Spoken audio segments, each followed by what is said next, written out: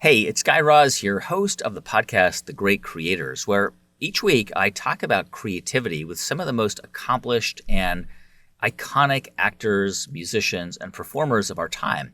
Welcome to our new YouTube channel, and you can find all of our conversations and videos right here. You can click the subscribe button and also the bell to get notifications every time we post a new video. Okay, I am super excited about the conversation you're about to hear and see.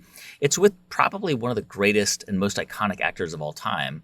His name is Tom Hanks, and if you're anything like me, you've probably seen more Tom Hanks films than you can possibly imagine, because he's done more than 80 films, including some of the biggest, most iconic films of all time. Big, Forrest Gump, Saving Private Ryan, Philadelphia, Toy Story, Apollo 13, on and on and on.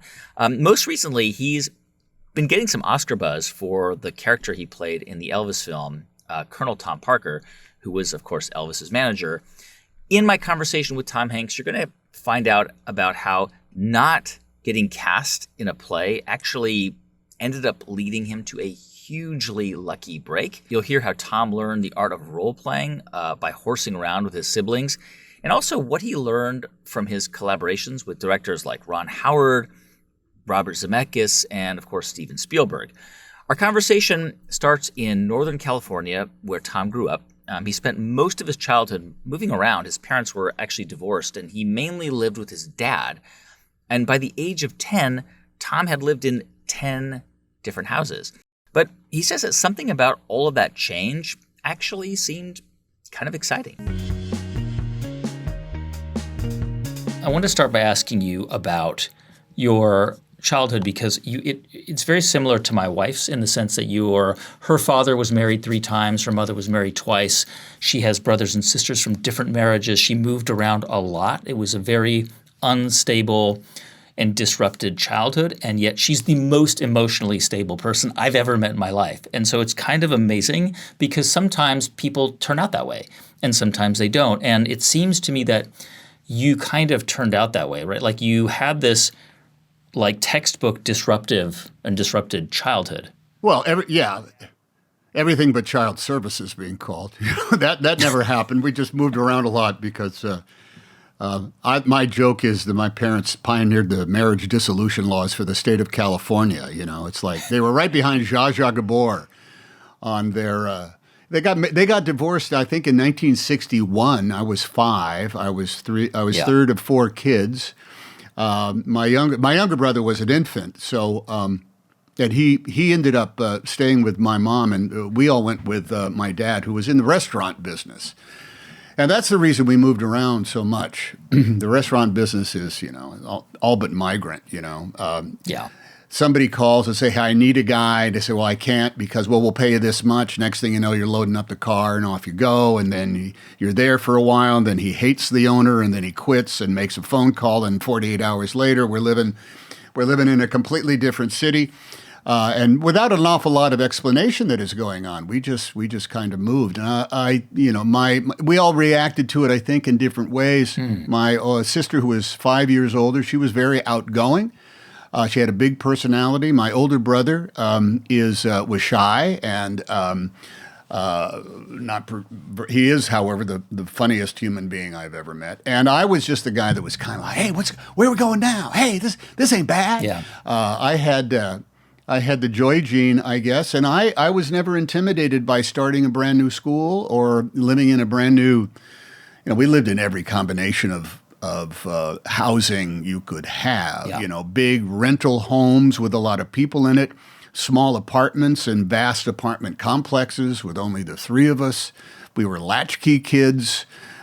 We had step parents that were sometimes always home and not. And we were also thrown on a Greyhound bus 4 times a year to go up and spend time with my mom and in her small town America. I mean, literally like almost the human comedy kind of hot. She was in Redding, right? Well, she started in Redding, then moved to a town called Red Bluff, California, which is the county seat for Tehama County. But it was, I mean, honestly, it was, you could have dropped Red Bluff in Kansas. Yeah.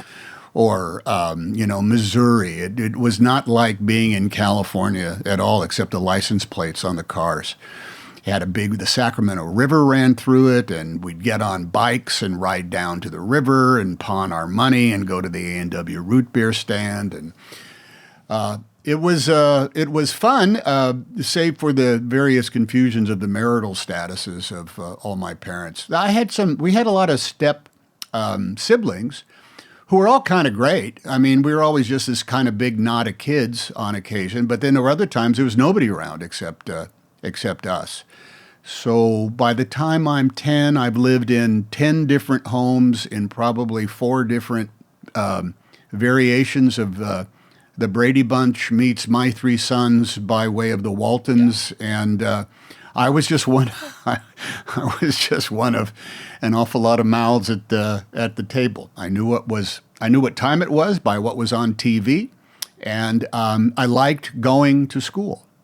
So I would say that we were pretty tight, and there was no malevolence. There was no alcoholism. There was no slapping around. There was no sense of danger in any of the homes, but there was an awful lot of confusion because nobody talked about what was going on. And maybe that was the key, that there was no abuse or drug and alcohol abuse. Because, I mean, you could look at that upbringing in a number of different ways. Like, we could be having a different conversation, and you could be talking about your childhood traumas and your resentments. And obviously you are an incredibly normal, nice person who has a very stable family. You've been in a stable marriage for many years. Do you think it's a choice that you made, or that people make, to not carry that baggage? I think anybody that is on the food chain of that type of family, it makes a very individual peace with their status. I just recently, my stepmother passed away, and she was a great love of my father's life. They were the couple destined to be with each other. And I got together with my stepsister. She's 5 years younger than I, and we actually lived in the same house, although on different levels. Sort of, we had different entrances. And we have gone back and compared notes about those years of when my parents first got married to when essentially we got old enough to move on our way. And in the comparing notes, we just said, oh, yeah, that was a really odd house. They did a really rotten job as parents, as inclusive, we're all in this together kind of thing. They didn't do that. There was no sense of we're all in this together. What there was is, oh, where have you been? And come to dinner. That was pretty much it. So the what comes along after that is, if I was going to put it in the way I took it, was magic always came along. Magic by way of we are moving. Magic by way of we're leaving these people and we're going to go start completely all over. And when you're young and you think that life has a degree of permanence, and that permanence is not necessarily great, I'm not having a good time in this house, in this school, in this neighborhood. Yeah. And then one of your parents comes in and says, we're leaving. And you hop in the car and you drive away. And it is like, well, that took care of that. Right. That's done. Right. And now we'll go over to a new place, and there's new furniture, and there might be, there's new friends to make. And my joke is my dad would take the 3 of us out on the driveway and say, well, kids, excuse me, your school is somewhere in that direction. Why don't you just walk that way, and when you see kids your own age, follow them, and they will lead you to the place where you're going to school from now on. And now that's a joke, but it's not that far off. So this concept of magic, if you just wait, something new will come along and alter your stature and your status and your time in your neighborhood. So by the time, look, I've been married twice. My kid's mom passed away just in 2002. And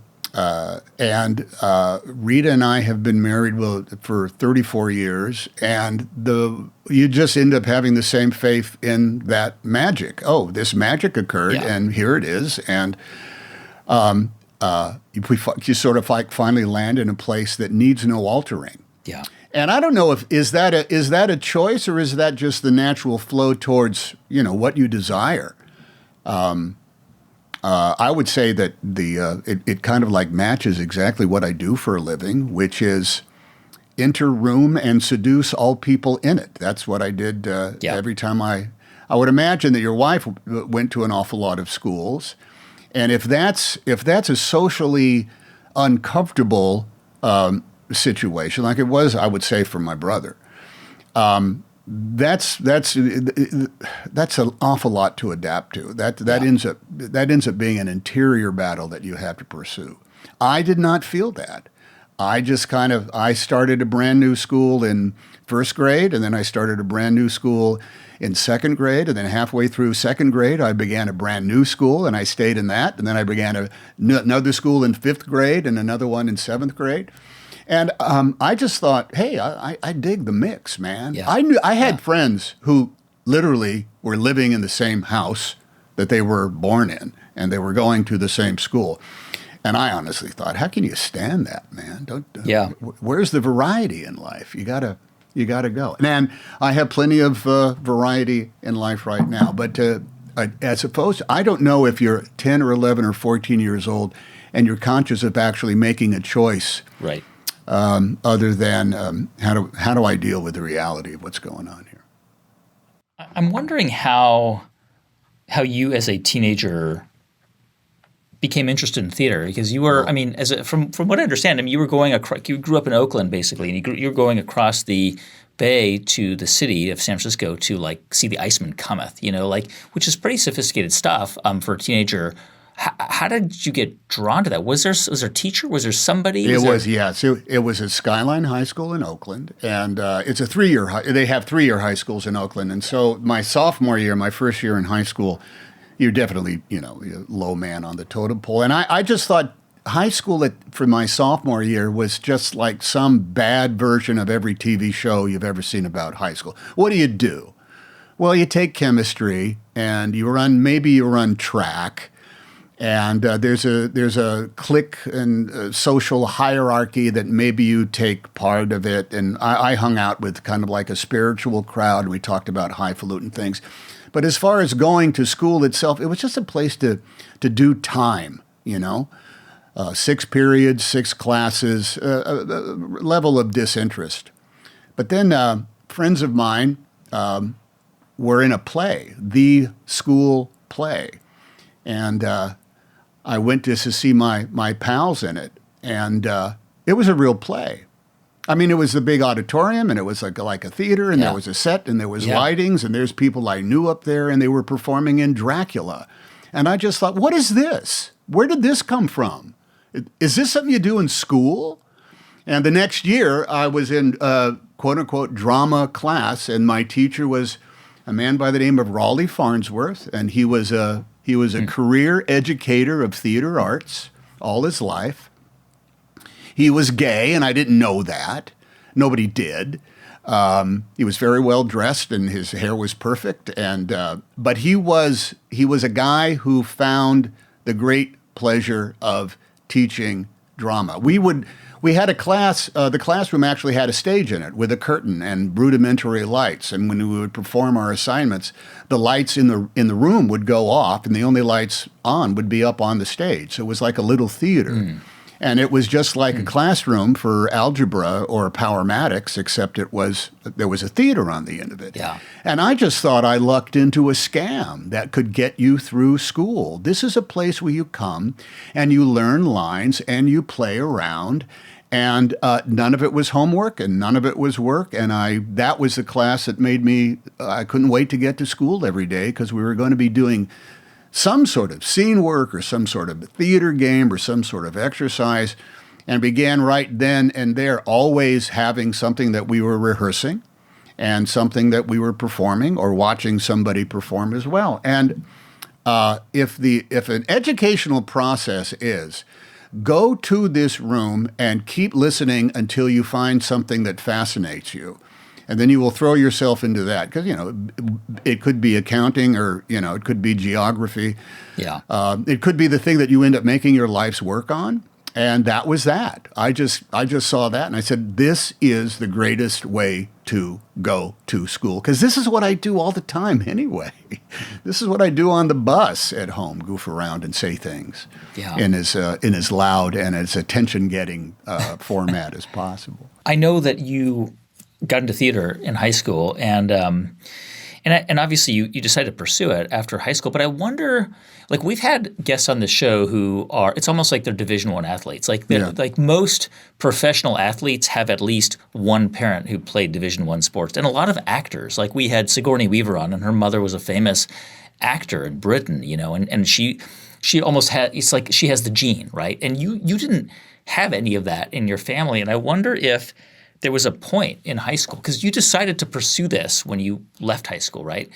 So it seems like there must have been somebody who said to you, Tom, you're really good at this. Like you should pursue this thing because it's kind of a crazy decision to make. I mean, it is the least stable, least promising career to pursue. It's so hard to make a living. And you must have, I'm assuming somebody said, you should pursue this. You're good at it. I didn't know that was a living that you could pursue. Right. I get doing plays in high school. The high school play, that's part and parcel to Americana. I will say this: that Mr. Farnsworth was the guy who pegged me as the man with energy, the guy who came into the room, the guy that you could just say. Just hit the on switch, and I took off. Now, that came from 2.5 years. I will say this. That came from 2.5 years of my dad was not married. He was working in the restaurant business. My sister and my brother and I were all alone for most of the day, right up through dinner and right up through going whatever our homework was and going to bed. And all we did in this small apartment in Alameda, California, was goof around and entertain ourselves. Yeah. And I was the youngest person, and my sister was hilarious, and my brother was hilarious, and of course fists flew, and screams were done, and we all threw stuff at each other. Yeah. But on your average Saturday, Sunday, and even on school nights, we turned the doing of the laundry into a massive production, or the making of a dinner into a hilarious sitcom. We just did it naturally because we're just entertaining ourselves, and there was no governor, there was nobody telling us what it was. So that energy that I ended up discovering that there was a place to do it, and Mr. Farnsworth, look, he cast me as things where I was not the lead, I was the energy of something. Now, we did 2 shows a year at Skyline. We did a fall play and a spring musical. And the auditions for the fall play and the spring musical would happen on a Wednesday and a Thursday and a Friday, and the cast list would be posted on the drama classroom door on Monday. I got no sleep at all Saturday and Sunday, anticipating, what I might be cast as. Never the lead, but the guy who had to have energy. I was Sir Andrew Aguecheek in Twelfth Night. Who does Twelfth Night in high school? Well, we did it because we had a couple of people that were magnificent, a couple of really talented young people that ended up doing it. So that was high school. And then I was just going to junior college because that's what I couldn't get into anything. And so I was just going to junior college. And I ran into John Gilkerson, who had played Sebastian in Twelfth Night. And he was a true creature of the theater. He was a puppeteer. He belonged to the International Guild of Marionette Artists when he was only 15 years old. He was one of those guys that just lived this world of creativity, much older than, being... And he was a drama teacher there at the junior college? No. He was just a guy in class with me. He was a classmate. And at one point, we stayed in the Bay Area when everybody else went off to their universities, and I ran into one today. He says, so what classes are you taking at Chabot College, C-H-A-B-O-T, Chabot Junior College? Yep. And I said, well, I'm just taking sociology. I'm just taking those accredited classes in case you go on to a for your university. And he says, you're not taking any drama classes? I said, well, no, I'm not. He says, shame on you. He literally said those words, shame on you. Wow. You should. Wow. You should be taking drama classes and you should be doing shows. Shame on you. And he rattled me. And I realized that, okay, that's a wonderful vote of confidence. But I also, he said it in a way that reminded me that I missed it so.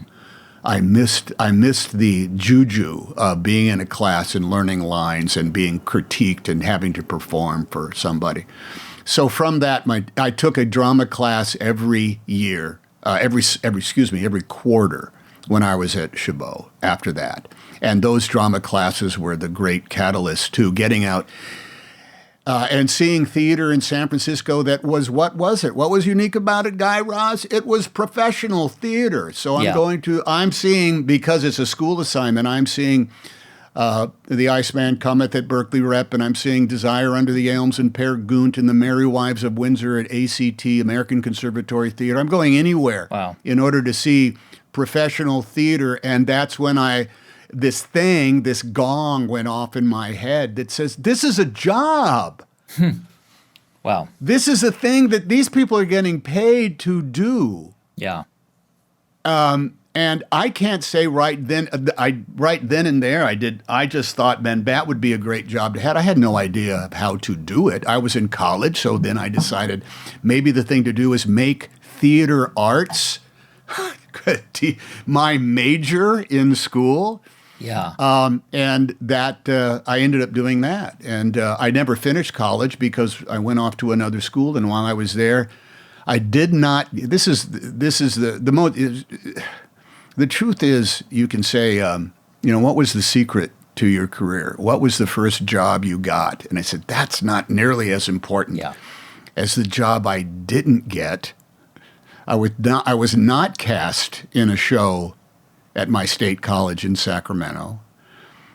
And so all my friends were, and so I had nothing to do except go audition for this other play that was being done somewhere in town. And I ended up getting cast in that, which was directed by Vincent Dowling of the Great Lakes Shakespeare Festival in Cleveland, who was hiring young people to go off and be interns in his company because he needed... In Cleveland, because he needed bodies to move these sets around and also to carry spears and have one-lines in Hamlet and things like that. So the role you wanted, do you remember the play that you didn't get? Oh, yeah. I was not cast in Joe Orton's What the Butler Saw. All my friends were, yeah. So you try out for a play that was also in that. I think you were in Sacramento at the time. Yeah, I was in Sacramento. It was at a place that is now called, I think it's called Sacramento Actors Theater. It was called something else back then, and it was the Cherry Orchard, Chekhov's The Cherry Orchard. Okay, so you were cast in this Chekhov play. Had you not been cast in that play, your life would. It's like the sliding doors, right? It's like you go left or you go right, and you don't get this role, you get this other role. Yeah. It turns out the guy directing it is actually based in Cleveland, and he runs this Shakespeare festival out there. Mm-hmm. And he's there because somebody in his company had come from the same festival. So he's there as a guest director. Wow.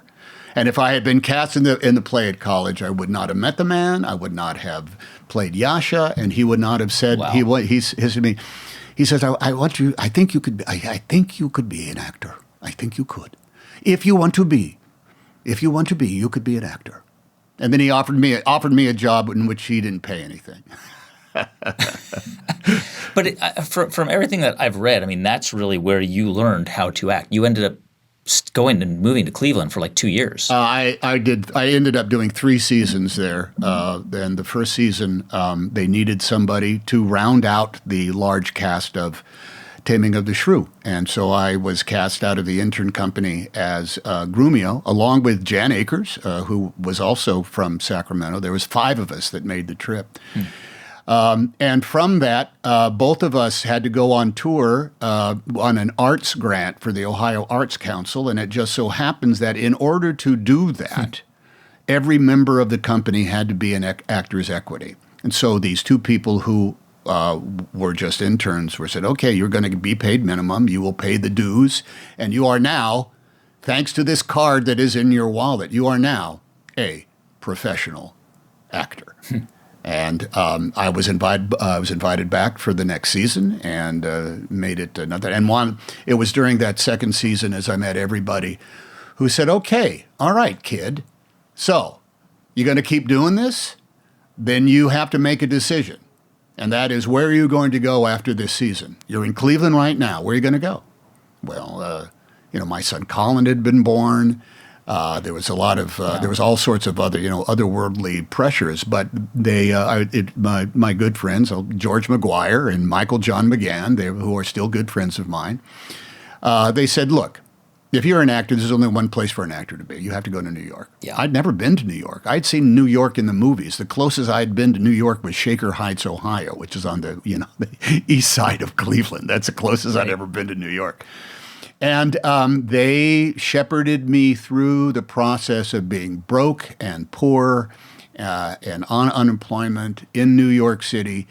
But they were right. What happens is, if you have that card in your wallet, you do get to sort of audition for absolutely everything that goes on in the world theatrically. And had I not done that, and I not followed their both advice and enjoyed the benevolence of their goodwill, of which was substantial, I wouldn't be talking to Guy Raz today on The Great Creators. Because I know you got to New York around 1979. As you mentioned, you were so young. I moved there in 78. Yeah, late 78. 78. Yeah. And you're 22. You had your first kid, and you are moving there to become a stage actor, right? I mean, that is your pursuit. You're not thinking television films. You're thinking, I'm going to go and become a stage actor. And what do you remember? I mean, that was a right. I mean, what do you remember about that time? And we think about the late 70s, early 80s in New York City, and it was if you just picture Taxi Driver. Robert De Niro. That's what New York City was. The Warriors. Walter Hill's movie, The Warriors. That was literally that was like playing in. I lived just off Times Square in this terrible little place, but actually with some benevolent folks that were in it. But it was. I got very lucky because. I did not have to take a regular job because 25 weeks of work in Ohio with a contract qualified me for 25 weeks of unemployment from the state of Ohio. Right. So I did not have to wait tables. I did not have to get that kind of job. I was able just to eventually go in and sign and barely survive. Yeah. I remember we had these big, long discussions about how many deductions do you take on your weekly paycheck? And I said 0 because I was following the example of for instance, take none because then you get a big check, in April. You get a check in April. And they were right. I took no deductions on my salary and got a check for $800, which was, oh my God, it was a fortune. A lot of money. Yeah, that was a lot of money. The other thing that happened, what happened there was you end up trying to do anything at all in order just to perform, not get paid, just to perform, and you need some brand of professional representation. And I was lucky enough to be in a workshop sort of production that was a fledgling Shakespeare company was trying to develop its rep and its cred, and I did a production of this sort of commedia dell'arte. Once again, I was the loudest guy on the stage. They needed somebody with volume and energy. And one of the actresses and I said, "Hey, I know a guy who's a manager," and I told him, and so you can go meet him. So I ended up going off and meeting a classic kind of like showbiz manager. "So you think you got what you want, kid, huh?" That right? Well, let me tell you what the secret of all of this is. Potential. That's the secret of this business, and you got potential. So this very old school manager ended up sending me around to some agencies. Agencies that would never have had me in were it not for a phone call from somebody like my manager. And that ended up being part of a go-see audition cattle call that the American Broadcasting Company was running. Yeah. And this happened very fast. I can't tell you the speed with which this happened. Yeah. It was like lightning. I did go back to Cleveland for my third season there, but I even left that early in order to go back and hit what they called pilot season. Yeah. Which I didn't know anything about. But I walked into the ABC had a lot of they had a lot of money back then. It was there were 3 networks and they were all viciously competing. And there was what it was is the American Broadcasting Company said, we're going to work with the legendary Joyce Selznick casting. Joyce Selznick, who is connected to those Selznicks by the family name. She was a legendary casting person in Los Angeles, which meant nothing to me because L.A. was where you went to Disneyland in L.A. That's the only reason you went to L.A. And they were having this famous. It was a talent search for talent development deals that they were going to sign people to. I didn't know this. I found this out later. And they were going to take these people and stick them in all of their new series. And lo and behold, there was a class of us. I know Ann Jillian was one, and she was put in It's a Living. And John James was one, and he was put in Dynasty or something like that, one of these. And I kept getting through these 4-minute audition things by being the loudest guy in the room, And did you know what it was for? I had no idea. I had no idea. It was just audition and read these lines or deliver something. That was kind of like, tell us a little bit about yourself and read this copy and thanks for coming in. And, oh, by the way, can you come back next Tuesday and we'll do a little bit more? Wow. They were surrounded by piles of resumes and takeout food. They were just seeing, when I say cattle call, they were seeing 8 million people. And I had been on other cattle calls. I had been on things for TV commercials and like National Lampoon, various things they called equity principle interviews where they sort of have to have these meetings and they see 400 people in the course of the day and it's all thank you and thanks very much.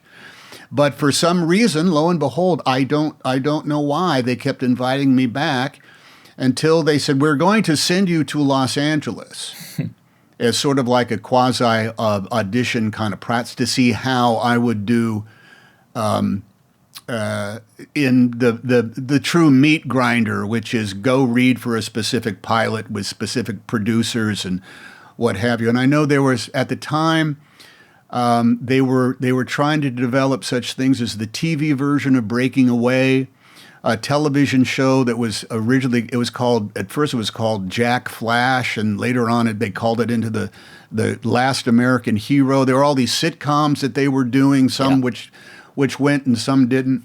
And they say we're going to go to L.A. We're going to fly out to the coast. We're going to fly out to the coast. And I didn't have a credit card and I had no money and I didn't even know how I was going to get around. And they gave me these vouchers for taxi cabs in Los Angeles.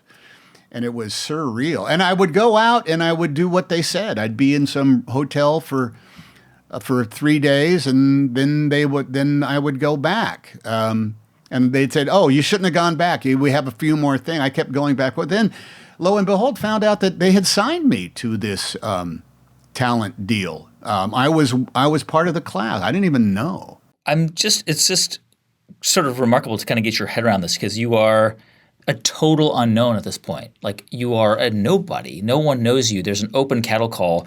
And you are auditioning for the show that would become, of course, Bosom Buddies.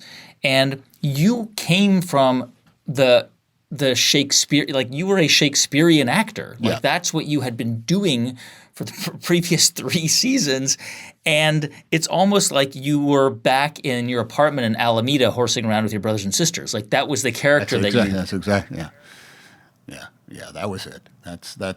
Right? There is something to do. Look, the experience of doing Shakespeare with trained professional actors is, if you got to go out on stage and make sense of saying the Duke does greet you, General, and requires your haste post haste appearance even on the instant. If you got to make that thing sing. That's great training in order to walk into a room and say, what's the intent of what this character is? And, I see. On one hand, it's very funny, but on the other hand, you've got to be a real guy. Yeah. In the theme of the job I did not get, I had been out and was auditioning for everything that they wanted me to audition for. and you get called into the network in which you're sitting in the waiting room, honestly, with 27 other actors, and they're literally figuring out who's going to be in what and who's going to be sent home. And I auditioned for Bob Miller and Tom Miller and Bob Boyette, Miller, Milkus, and Boyette Productions, the creative force behind Happy Days and Laverne and Shirley and Mork and Mindy and a ton of other things. Wow. And they had a show that they were going to, it was the TV version of Foul Play, the movie Foul Play. Yep. And I went in and read for the TV version of Foul Play. Great movie. And they said that was great, Tom. Barry Manilow. Can you go over? Can you go sit in that office right there, and we'll come talk to you in a second? And I said, okay. So I sat at some guy's desk at ABC in Century City, and Bob Boyette came in and he said, well, we don't want you for Foul Play. I said, okay. He said, we want you to do Bosom Buddies, which I had auditioned for. I said, okay. Yeah. And that was that. And that was that. I was watching, I went down a Bosom Buddies rabbit hole the other day. How do you even find it? Are they on YouTube? You find it. Okay. All right. You can find it. And I remember watching it as a kid. And what's remarkable is that it's a physical role. Like, you are a physical comedian. It's almost like you see elements of like Kramer from Seinfeld or Chandler from Friends that would happen, decades later. There was you weren't just like this kind of, fun-loving guy. Like, it was a physical role. Yeah. And there's a scene I remember watching where you're with Peter Scolari, the other bosom buddy.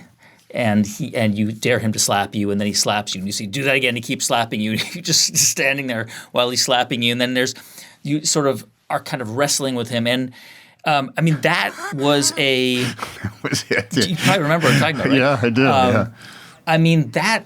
And I wonder how did that kind of acting come more naturally to you because of where you came from and how you grew up versus the kind of acting that you had been trained to do for the previous 5 or 6 years? I think that I had been cast an awful lot as that guy who did very physical stuff. When I played Grumio in Taming of the Shrew, I was all over the place. I was flopping left and right. I was getting beat up. I was getting smacked. I was being dragged by an imaginary horse on stage. The physicality of it kind of went into being the Shakespearean clown. But it was. That was still just me goofing around in the living room in a pair of socks, seeing how far you could slide before you ran into the glass door, the sliding glass door. And Peter and I can't stress enough the bond that Peter and I developed in the course of doing that show. It's clear. We spoke a secret language, Peter and I did, because we were the only two guys on the show. That was one thing. And we were in every scene together. And he had this tight gymnast body. He had the lowest center of gravity and had it was all muscle mass. And he had this intense. He wanted to be Buster Keaton, and he had this great stone face. And his physicality. We were always working out. I remember there was one thing where he threw our portable, Kip and Henry's portable TV at me. He says, oh, you think this is yours? And so he threw it at me. And the joke was going to be that it was going to smash on the floor, and then we'd get on with the rest of the scene. And what we did was it had a little handle on it. So I said, hey, can you throw that at me so maybe I could grab the handle in midair? And so we worked on it right. And it wasn't in the script. And when we did it for the writers at the read-through, they stood up and applauded because we worked it out so that Peter he was a juggler, and so he had great spatial, dexterity. So he threw it at me so that the handle was right up, and I could reach over and grab the handle, and then just I caught it in midair. Wow. And then he threw in this kind of look as like, hey, and I threw in this look of like, hey, and it became a different beat. And we kind of took on it that was our job, to find these little cracks in all these scenes that the writers wrote and just develop this other kind of stuff. And the physicality of it was we were extremely young, and, I have attention deficit disorder probably. I was always too caffeinated. But we were just trying to take it and bulk up comedic scenes so they wouldn't just be standing there saying 5, 6, 7, 8. And I can't we became extremely tight, almost too tight for some people on the show. I know that, and I know that you were very, very close with him, and obviously he's no longer alive, but the two of you went on to collaborate a few times and were on the stage together. I'm curious about your personal life. I mean, you were living on unemployment like 6 months before that. Yeah. You were getting no work in New York City. You had children. You were unknown. And you're now on a national network television show that at that time was watched by tens of millions of people, presumably.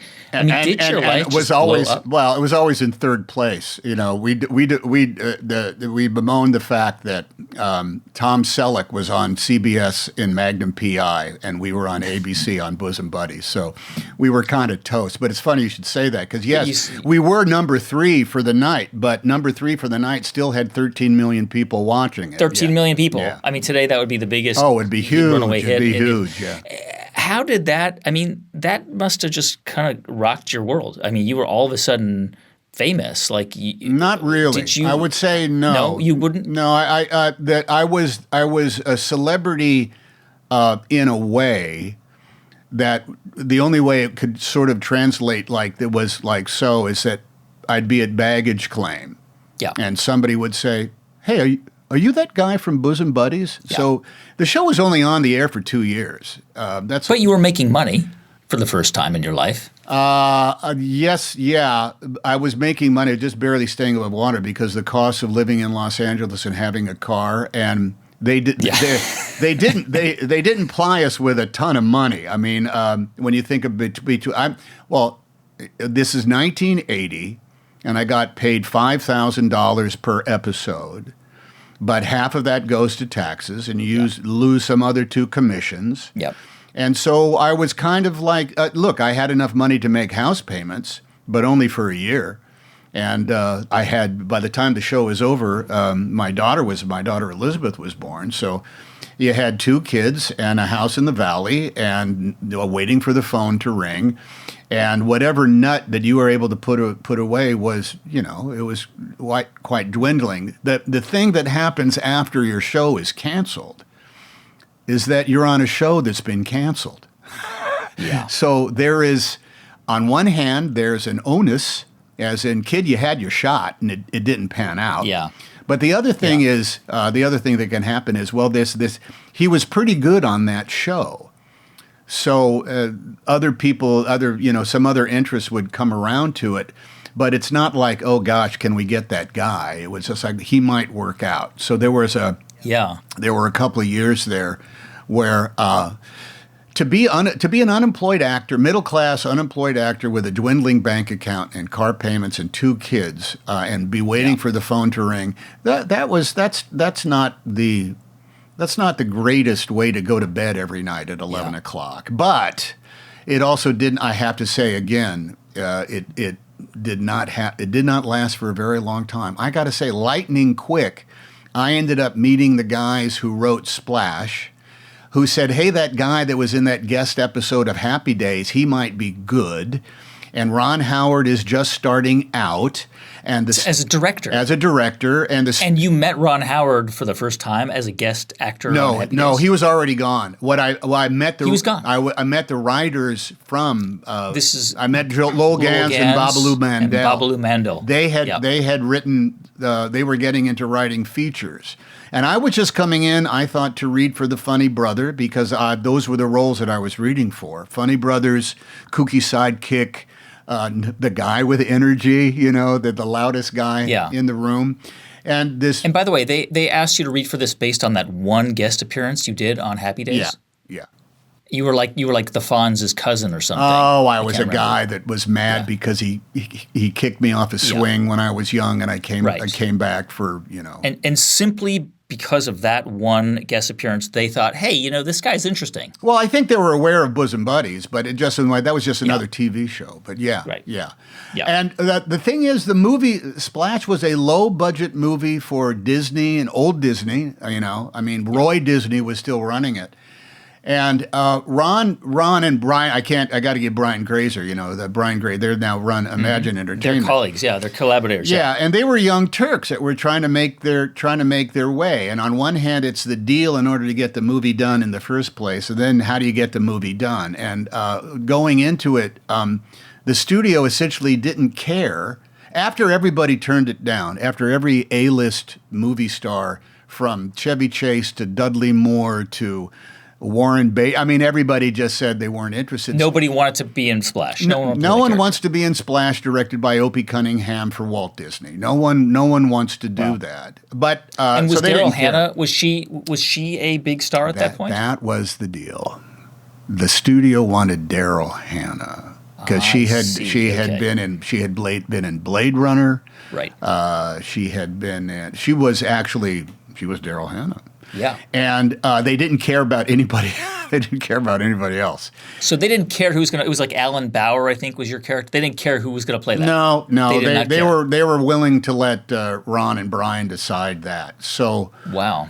In fact, I went in and read – I just met them, and I thought, these are the first guys who are my peers. Usually I go in these meetings, and there's people that are 20 years older than me, and they have the posters of their old movies up on the walls, Right. These guys had pictures of Old Yeller, and, old Dumbo movies, that they weren't even their movies.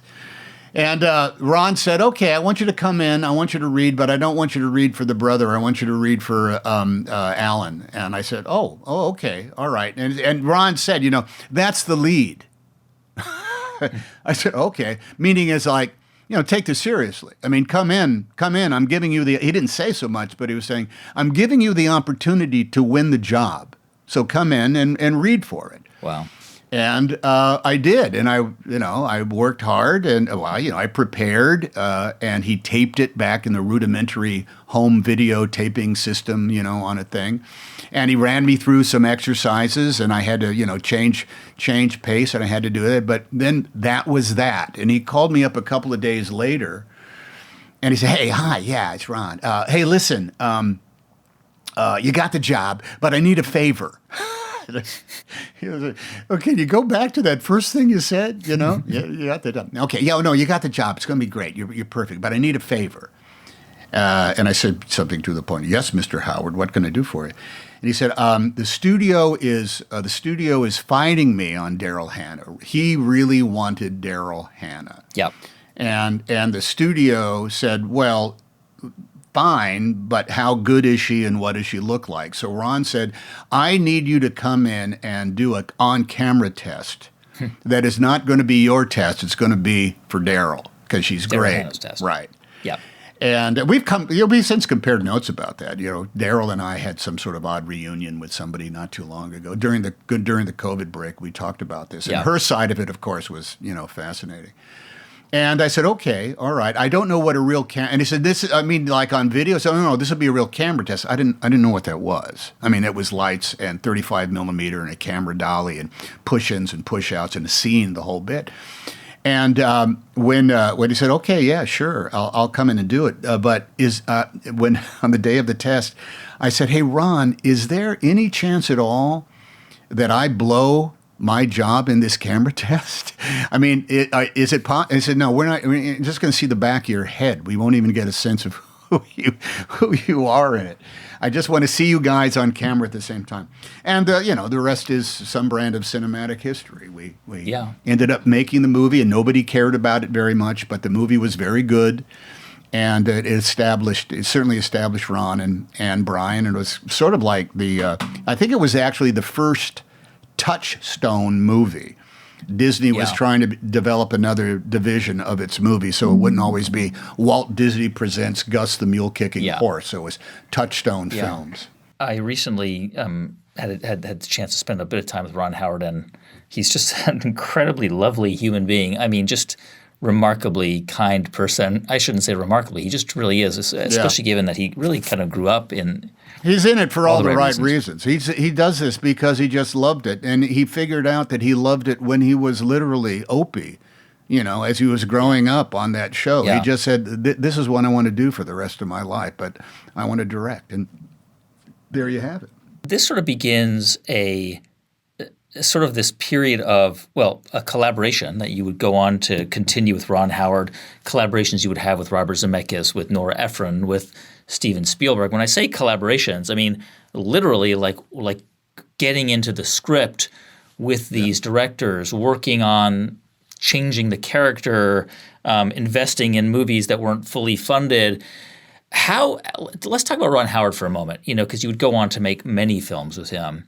How did that collaborative relationship begin? Because sometimes it can be heavy-handed, right, where the star is saying, I want to do it this way. But from everything I've read about the way you've collaborated with all these different directors, it was really a collaboration. It was like, let's sit down and have fun. And so what do you remember about Ron Howard? Like when you were on Splash, when you were in Splash, you were not a powerful Hollywood actor, but were you able to change that character, or were you able to put your stamp on that film in a way that felt right to you? This is all about what the collaborative process are, and there's some people that realize that Ron would come with the bare bones and have faith that somebody is going to add spice to the stew. Yeah. And, look, there's plenty of it. Here's the shot. Here's bang, bang, bang. This is what we're doing like that. But Ron started off of saying, what else? Anything else we can bring to this? And that was, on one hand, sort of in tune with, I'll go back to Grumio in Taming of the Shrew, because it's just lines unless you add stuff to it. Yeah. How about if we try this? What if this means that? And I didn't realize for a while that that's what directors like Ron and Bob and Steven and Nora want from the reason they're casting you in the first place. They want you to have some idea that is in tune with what the text wants, and yet can only be provided by whoever is playing the role. There was and Ron said, "So what do you think of this? What do you think? What do you make of this? And I would be so dumb. I'd have all sorts of like ideas because I did not know how movies were made. And Ron would point out to me, well, we can't do that because that's a whole other shot. He's literally saying, what can we do here? What can we do in this scene that is covering this bit? And I remember there was one. They had built a stage that was in the apartment building that Alan lived, and there were elevators on both sides of the hallway, and there was a button for both elevators, and I didn't know why. Only one elevator worked, because it was a set. So I said, well, look, I'm in a real hurry because I'm trying to find her. She's left the apartment. I got to go find her. Out there somewhere, and I'm in a real hurry. So what if I come out? And he says, okay, all right. So, come out and press the button and wait for the elevator. And I said, well, that's exciting. Okay. So, but because there were two buttons, I ran out and I said, hey, how about this? And I ran out and I pushed one button and I ran on the other side of the hallway and I pressed the other button and I just stood in the middle like I was waiting. Which elevator is going to come? And then as soon as the elevator started opening, I ran into that elevator. And Ron said, yeah, let's do that, but we're going to have to push the camera back so we can see. So that's the type of thing that collaborative directors are going to want. And without knowing that is kind of like, look, that's what Victor Fleming did on Gone with the Wind, and that's what, who directed Casablanca? That's what everybody says. The good directors come in and said, what do you make of this here? What can we do here? And they don't always do it, Yeah. But there are plenty of times when they say, yeah, let's try that. Yeah. The danger here is that for an actor, you have to accept no. Yeah. Hey, how about if we try this? That ain't it. Let's try something else. And that is the collaborative process that if you're not, look, I'll tell you right now, Guy Raz, the reason why all these people like working with me, I think, is because I show up on time. Yeah. I'm not late. Yeah. I get there. And you're ready. I get there ready. Dan Sullivan at the Great Lakes Shakespeare Festival yelled at us one day when we were rehearsing Taming of the Shrew because Hamlet had opened the night before, and the principal cast was all kind of hung over, and we were late, and we were tired, and it was hot. And he got mad at us because, hey, man, you people don't have any energy. Don't you understand? You got to show up. You got to be here on time. You got to know the text, and you got to have an idea. Right. Because I can't do this all myself. And I just thought the value of having an idea, you know, if it works, it works. If it doesn't, it doesn't. But that means you're coming in with some brand of forward momentum. Yeah. Something that is going to add something to it. And it's, you know, I have to say, I worked with a lot of people that say, hey, what do you make of this right here? And that's the sauce. Tom, I'm curious. I was just thinking about all the films you've been in. Obviously, we can't talk about most of them, but it's pretty remarkable because I think, I mean, I've seen most of the films you've been in, almost all of them, and you just do. And I think a lot of people can say that. And I think about the characters in the films you've been in. You know, you played Mr. Rogers and Ben Bradley and Colonel Tom Parker and Forrest Gump and Andrew Peck in Philadelphia. I can go on. I mean, Walt Disney, Charlie Wilson. And what's remarkable about the arc of your careers, you've made so many films and very few of them have bombed. You know, and I wonder how you. I mean, there have been a few, but very few, given the number you've made. Well, yeah, I mean that. You know, it's like anybody who plays pro ball loses games. You know, yeah. But I wonder how you have. I mean, it seems like your judgment for the scripts you choose and the roles you play is obviously very good, and I wonder how you make those decisions. Like, for example, Forrest Gump. You know, somebody could have read that script just on paper and thought, oh, this is weird, or this is kind of schlocky or pastiche or whatever. And you saw that film and you thought, this is going to be an incredibly successful. This is going to be a mega, like, well, I don't know, maybe that's not what you thought, but you're giving me more credit. Look, without a doubt, I was attracted to it for a very specific purpose because I deemed relatively quickly that my version of Forrest he could only operate at the speed of his own common sense. That's it. He had no knowledge beyond what Mama and Jenny told him, and that was it. But that's just not the guy who plays Forrest Gump. Bob Zemeckis and Eric Roth, who wrote the screenplay, Gary Sinise, Michael T. Williamson, and Sally Fitt and Robin Wright. We all sat together for weeks with Bob, and Bob was saying, "Well, what do we make of that?" We start at the beginning of the script, and we all talked about everything. Even scenes we're not in, and what it meant to the text. That was like, you must know the text. That doesn't mean your own lines. You must know the text, because the text is the interpretation of the theme, and the theme is why you're all there in the first place. If I was going to say, and look, I don't know how to communicate instincts, but it's the thing that will always land. The question I ask myself is the theme of this movie worthy of the time and effort and examination of it to draw people into it, become involved? Mm-hmm. And a movie like that, because it was all about, oh my Lord, there were so many lessons to learn from that. But it would not have happened without the boss. Oh, you know what? Can we take a moment? I have to go get my power outlet to plug into my laptop. Please. All right? Yes. Let's all enjoy a 7-minute break while I go up and find my power outlet. I'll be right back. Thank you. All right.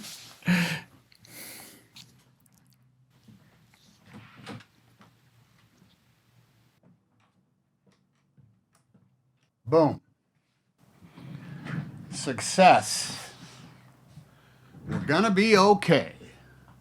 So we were talking about that film and that sort of preparing for that role, and I wonder if I can ask you just to.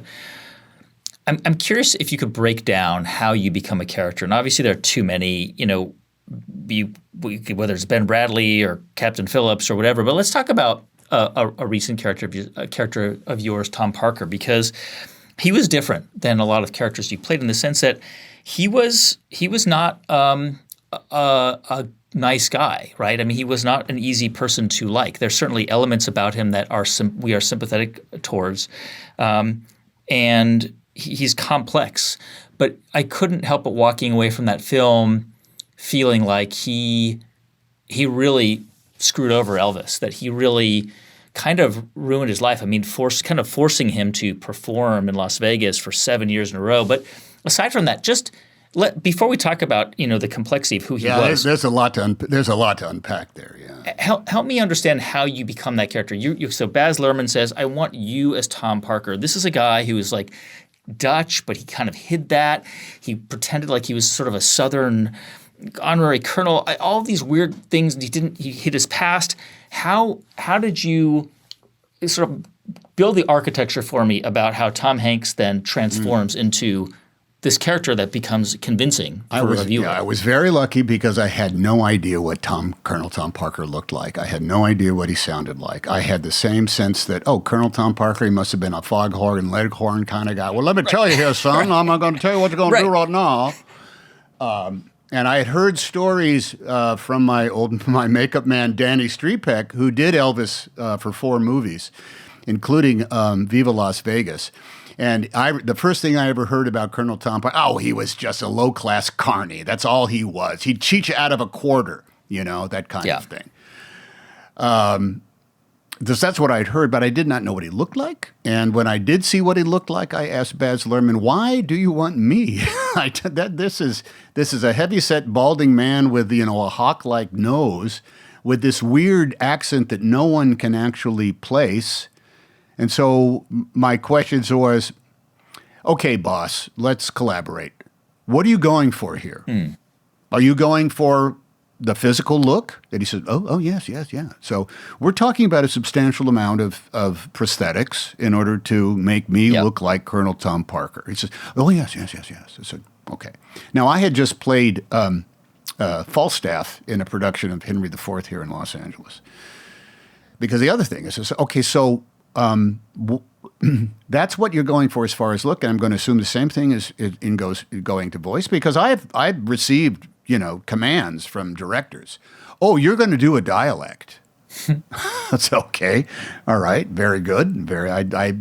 Stephen on Catch Me If You Can, he says, I want Carl Hanratty to be from Boston. I said, okay, all right. That's a tough one to get, but I started studying. Okay. So then after that, it's like, and why are you, Mr. Baz Luhrmann, what are you trying to crack here with an examination of the Elvis story? Because the myth has been done to death. Right. The myth has become accepted as the truth. And he said, exactly. As far as Colonel Tom Parker is concerned, he said, without a doubt, there would have been no Elvis Presley without Colonel Tom Parker. No, right. That's clear. Without a doubt. Yeah. The other side of it is there would have been no Colonel Tom Parker without Elvis Presley. And I said, okay, now you're talking about the ego of a man. Now you're talking about a man who is in this for 2 things, the power of running the show and the delight of screwing the rubes. That's what we discovered. He was a carny, meaning that the carnival comes to the small town out on the outskirts. You put up the lights, you put up the Ferris wheels, you put up the tents. Those people are going to come. They cannot help themselves. And your job is to give them the greatest night of their lives, one thrill after another, one amazing moment after another, one delight after another, and also take them for every dime you can. And that twin delight is what comes at. Colonel Tom Parker's favorite movie was Nightmare Alley. He loved the old, who was it that starred in Nightmare Alley? Tyrone Power's Nightmare Alley. Mm-hmm. That was just most recently remade by Guillermo del Toro. He loved it because that was how they took the rubes. They're saying for 25 cents they provided you with a nickel's worth of entertainment. All right, so you start studying that around, and there's a ton of stuff about the background. Yeah, he was from Holland. He got into the carny business as a very young man over there. His desire was to run Barnum Bailey's Big Top Circus. That's what his dream. He jumped ship once and stayed, and then went back. And then when he came back again, probably for scurrilous reasons, not just dodging his past, but perhaps the law. No one knows for sure. And then adopting a whole, he called himself Tom Parker. And then one day he was awarded an honorary colonel, made an honorary Kentucky colonel by, the mayor of, Knoxville, Tennessee, or something like that, or someplace in Kentucky. And so then he adopted Colonel Tom Parker. That's how it done. And he still had that crazy, the odd voice, but, Colonel Tom Parker. Now, here's where it ends up going south. Rita knows Priscilla Presley from Women's Cancers Organizations, and they happen to run into each other in a restaurant here in L.A. And Rita, hey, Priscilla. Oh, Tom, we're so excited that, Tom's going to be doing the Baz movie about my husband, Yeah. Well, yeah. Would you like to come up? Come up and we'll have dinner and we'll talk about it. Wow. And so not only did Priscilla come up, but Jerry Schilling, who was a member of the original Memphis Mafia, who knew Elvis from high school touch football games, back in Memphis. They came up, and I said, we were just beginning the process. And I said, oh, well, please, give me a great horror story about Colonel Tom Parker. Yeah. And they looked at me and they said, we don't have any horror stories about Colonel Tom Parker. Huh. And I said, yeah. Look, you don't have to be nice, don't worry about it. I said, no, Colonel Tom Parker was a lovely man who was a delight to be around, who showed nothing but the greatest respect for my husband. And my husband would not have become what he did without Colonel Tom Parker. Jerry Schilling said, I wish he was still alive today so I could talk to him on the phone once a week. Wow. He took care of Priscilla Presley long after the divorce. He called her every Sunday and said, how are you doing? How's your daughter? Is there anything I can do for you? If there's anything that I need. Now, she also said, look, he was a carny and we had to sue him for the money that he owed us. But, that's because he was not my husband's manager. He was my husband's promoter. And both of them, both Jerry and Priscilla, described Elvis in a term that I think you would probably use for a great artist like Picasso or maybe Eugene O'Neill or somebody. They said, you have to understand, the only thing that mattered to my husband was music, performing music. At 3 o'clock in the morning, if he wasn't in bed, he would be downstairs playing gospel on the piano in the living room. That's what he wanted to do. He could not say yes or no. He said, yes, sir, of course. Yeah. He took guidance. And if you take this reality, there's this old story. It's not in the movie, unfortunately. I wish it was, in which the colonel said to Elvis, son, right now you have $1 million worth of talent. When I'm done with you, you'll have $1 million. And that's true. Yeah. From the signing with Colonel Tom Parker, in which he was essentially making a living by performing on around in small clubs and selling records out of the trunk of Sam Phillips's car. Yeah. He went from that to moving into the Graceland mansion, which he bought cash, within 18 months. So that's what Colonel Tom Parker did for Elvis. The genius of Colonel Tom Parker cannot be overstated, but it is all washed away, I think, from the great legacy of the late 60s and 70s in which the colonel was wrong. I'm not going to say, he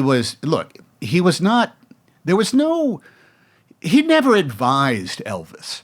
Yeah. He never said, I think you should do music like this. I think you should perform like this. What he was is very possessive. He wasn't about to, let go of the great elephant attraction that he had. That's another long story I can tell about. Yeah. If you want to be the richest guy in the carnival, own an elephant because everybody pays 25 cents to see the elephant. And they'll also pay another 10 cents for 2 cents worth of peanuts in order to feed the elephant. And that's what it was. But when Elvis wanted to make movies, it was a very good, sir. I'll get a deal and you'll make movies.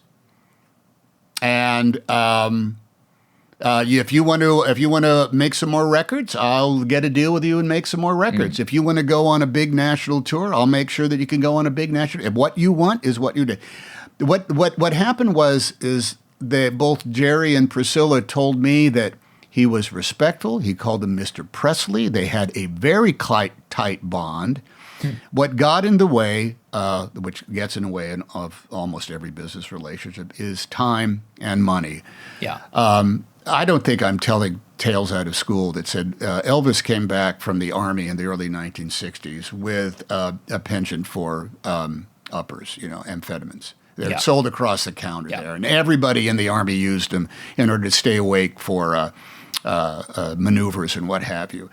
And he kept up, and then along with it came, you have to be able to relax. So then there became that yin and yang of, taking something that made you feel good to taking something that made you go to sleep very, very well. Now, we don't, Elvis, you could probably look at the history of drug abuse in the 1960s, and Elvis would make just as much sense as anybody who was famously a heroin addict, Keith Richards and Elvis Presley, they were essentially looking for the same sort of escape that you're going to get from some degree of narcotics.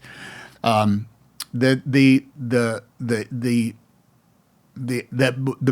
evil of Colonel Tom Parker, I think you're going to say that he signed that deal in Las Vegas. On one hand, was a brilliant deal because none of those shows cost Elvis Presley a dime. Yeah, the casinos paid for absolutely everything, but what was wrong about it, the Colonel got all of his gambling debts erased, and he got Elvis $5 million a year when he could have asked for $35 million a year. But there was no such things as $35 million a year. So at the end of the day, you have to say, what did Colonel Tom Parker do for Elvis? He made all of his dreams come true. At the same time, he turned him, I think, into the elephant chained up inside a tent that people paid 25 cents to see. I'm sort of like just kind of gobsmacked. That's the story. I didn't really talk about the character. I mean, that's the logic of what has to come out in the character. So when I'm talking about, I have to understand the logic of why these people do what they did. Colonel Tom Parker ran Elvis's career in a very specific kind of way. Why? It's because he knew he had Picasso. And in order to make Picasso more valuable, you have to make him less accessible. And so he took him off of TV. If you wanted to see Elvis Presley, there was only one way to do it. You wouldn't see him on the Steve Allen show after that one thing. You wouldn't see him on Tonight Show. You had to buy a ticket, you had to buy a record, or you had to listen to pay radio, in which they made money off of every time it played. I wonder, though, I mean, your portrayal of Tom Parker, I mean, I'm sort of kind of gobsmacked that Priscilla Presley, was saying those things about him, because while your portrayal was certainly sympathetic and you walk away understanding that he was responsible for Elvis's stardom, you also or at least I walked away from your portrayal thinking that there are sociopathic tendencies in him, that he's a man who lacked empathy. He was,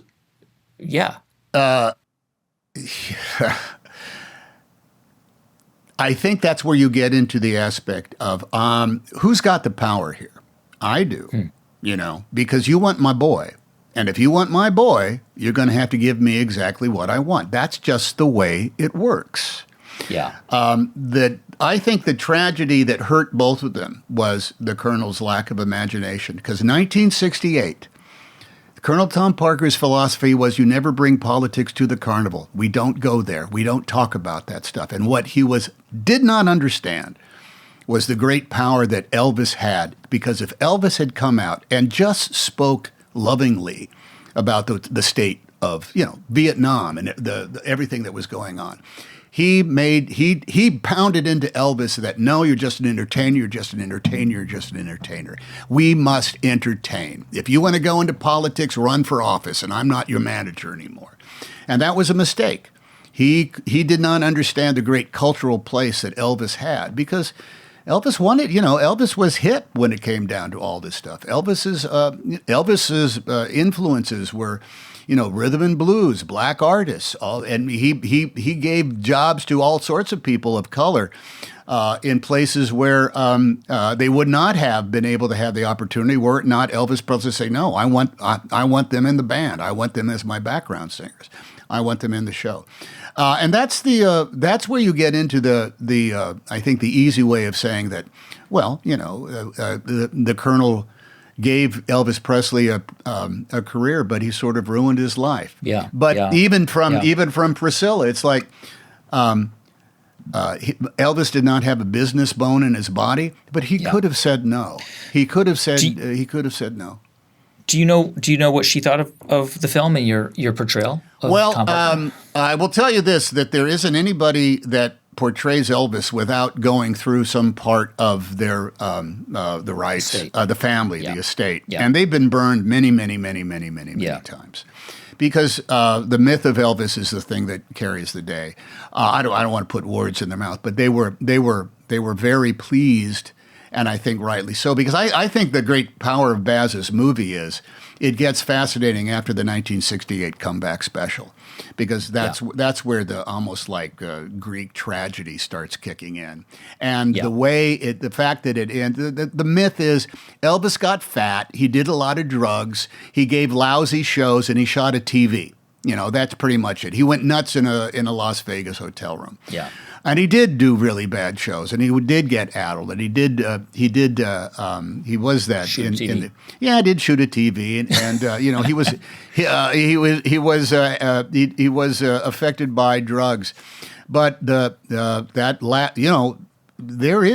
have that. It's in the movie. That last concert, that voice never left, and that power never left, even though he was bloated and he was tired, and they would have. And I think they were just happy. I don't want to speak for them. I think they were just happy that her husband and Lisa Marie's father was portrayed as an artist that struggled.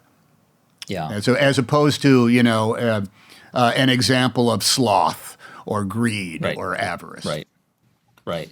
I'm curious about all the roles. And by the way, we're over time here, so we were supposed to stop. We're just talking about movies, Guy. I do that all day long. Yeah, I'm fine. I really appreciate it. I wonder, with all the roles you played, right? Ben Bradley and Mr. Rogers and Jim Lovett at Apollo 13, and I think it's John Miller in Saving Private Ryan. Oh yeah, he's not a real guy. He was. But all the characters you played, Walt Disney and Charlie Wilson.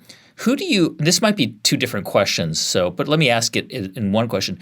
Who do you most identify with? Like, who do you think you are most like? Oh, well, and maybe they're different. Maybe they're different questions. I'm not like any of these guys because I don't have the wherewithal or the stick-to-itiveness. But I will say there's a number of things that I reacted to immediately. Charlie Wilson. He wanted to kill Russians. Mm-hmm. That's it. He wanted to take them on head to head. Hey, they're the bad guys, and we've lost to them every time. Let's go get them. Yep. I get that. Hey, let's take a shot. Let's see what we can do. I know this game. It's all a game, man. I know how to play the game. Let's play the game. Let's take out some of them Ruskies at the same time. I get that. I will say that the pressure of Chesley Sullenberger, Sully, his sense of responsibility as a professional pilot and what he went through on both the Miracle on the Hudson and then also the hearing after for the National Transportation Safety Board. When he walked me through that, I thought this is bone cracking pressure that this guy had underneath him. Yeah. But not just in the moment, just as like flying a plane load of 500 strangers from LaGuardia to Charlotte is a miracle if you accomplish it without anybody being hurt every single day. And there is I've gotten something or learned something powerful and that's part of the reason why the throwing into the early process of learning about who these people are or forming the logic of who they are, because not everybody is a real person. You can get into a difficulty. That's when you get into the collaborative process where I start saying, let's not make this up, guys. Why is it, there is some stuff that goes into movies. And I say, it's not black and white like that. Like, for example, on Captain Phillips, I talked to Rich Phillips, and he walked me through the entire process. And again, bone-cracking pressure, not just when he was a hostage, kidnapped by those Somali pirates, but also just to keep that ship going. I mean, there's 3 unions, and you're always under pressure from the shipping company, and you've got to make all these very specific things, and it's just one damn thing after another while you're at sea. Then on top of that, you get kidnapped by pirates. And walking through all of that, part of it is just like, I can't imagine going through that. But the other part of it is like, tell me about that again, because I think that's something I can touch on briefly in there.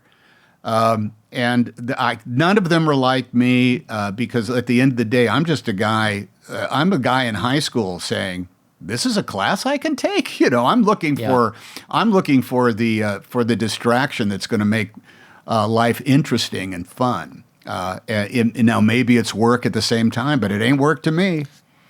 I mean, and this, I'm sure you've been asked the version of this question a million times, but I wonder, like, I imagine that the characters that seem like they're the hardest roles to play probably aren't, and the ones that people might think are easier to play are maybe the harder ones. Like, for example, being Woody, just being a voice actor is really hard. Like, I've done that work. It's exhausting because you are physically moving and it takes a lot of energy. It's brutal. It's the hardest work you do as an actor because you cannot move. You do not have a costume. Yeah. And you have to be right on the mic like this. If you're over here, you're not on mic, so you can't move. You got to get right down there. It's brutal. It's tough. But I will tell you this, it's all exactly the same. Yeah. It is a constant like the speed of light. You hit a mark at a very specific place in time, and it works in real time. You cannot, there's no, oddly enough, in a medium that is all artifice, there isn't a fake moment in it once the camera is rolling and you actually have to deliver these kind of goods. And I've seen, look, I've worked with some of the greatest actors on the planet Earth. And when I watch them, I see them refreshingly battling the same self-consciousness that I feel every time it's time to start a job. You feel it every time? You feel it every time, even at 66? Oh, every single time. Now, every time. Yes. It never, ever. What is that? Goes what away. is that? What do you mean by that? How does that actually manifest itself? Is it anxiety? All right. I will tell you this. I ran into, this is a great story, man, because I couldn't believe it when it was happening. Years ago, I was in a restaurant in New York, and the maitre d' came over. Excuse me, Mr. Hanks. Says, yes. Mr. Dimaggio is having dinner in the hotel tonight. He wondered if you might come by and so that you could meet. And I said, Joe Dimaggio? And he said, yes, he's a regular here. I said, and I leapt up from the table and said, take me to him. Yeah. And I sat down and I chatted with Joe Dimaggio. Yeah. From San Francisco. I'm from Oakland. He knew. Said, oh, you're an Oakland boy. Oh, yes, you're an Oakland boy. And what do you say to Joe Dimaggio? I said, you still have the restaurant. I've eaten in your restaurant. Well, I don't have it anymore, but yes, it is Dimaggio. I said, you lived in the Mission District. Yes. Yeah. I had lived all over, but my most recent. I said, you suffered, there was a bit of earthquake damage. Oh, yeah, we had the earthquake damage. Yes. And I said, hey, where was Seals Stadium? Because he played for the San Francisco Seals. Yeah. And he told me the address. And he said, you can't imagine how big a deal the Pacific Coast League was back in the day, because that was the first story in the sports pages was, did the Seals beat the Oakland Oaks, and were they in Hollywood playing the Stars? Because there was not yet enough radio coverage on the West Coast of the Yankees and the Cubs and the Indians and what have you. So then I asked about his brothers. I said, how long did Dom play for Dom Dimaggio? He said, oh, he was a hell of a ball player.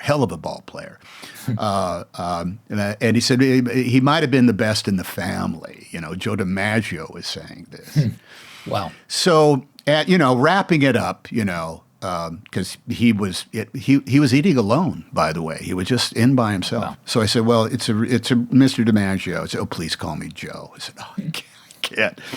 I said, I've gotten a couple of reviews every now and again, and I have to say that when reviewers say, I make it look easy, I often think of what they said about you, that you made playing center field look like it was natural and easy.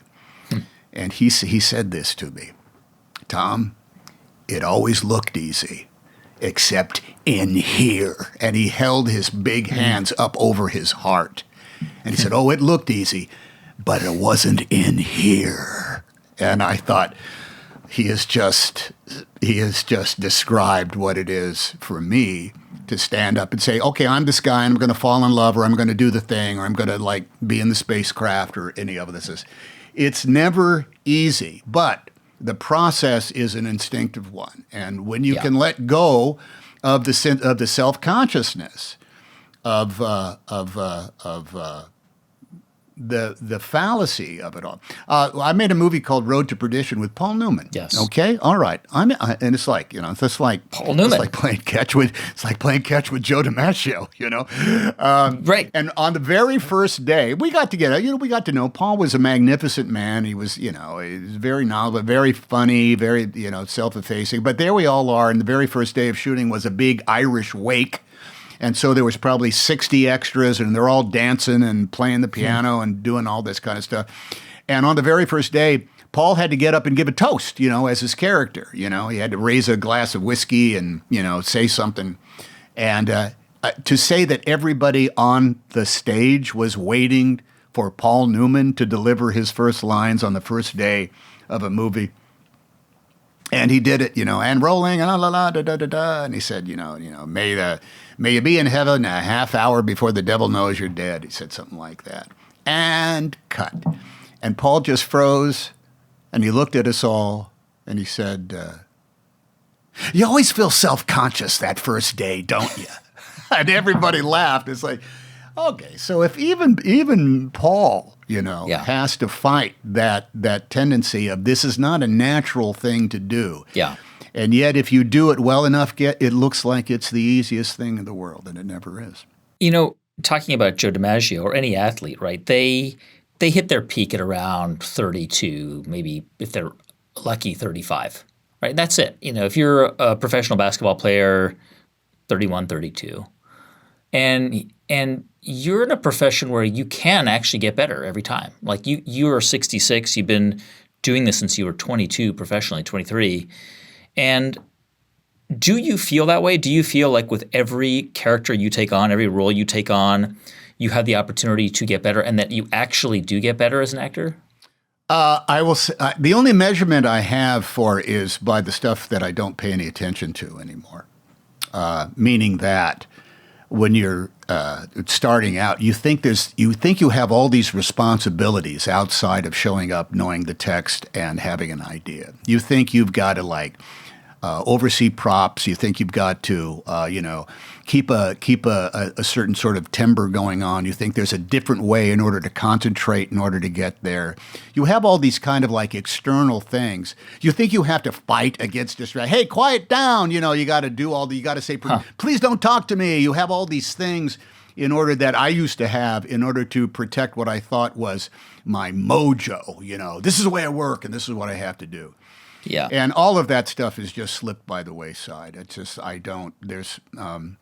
the burden of thinking that there's all this stuff you have to keep track of actually gets in the way of what I think the real task at hand was to make sure is to provide the pure motivation for the character that is obvious but is something that's only locked inside your own brain.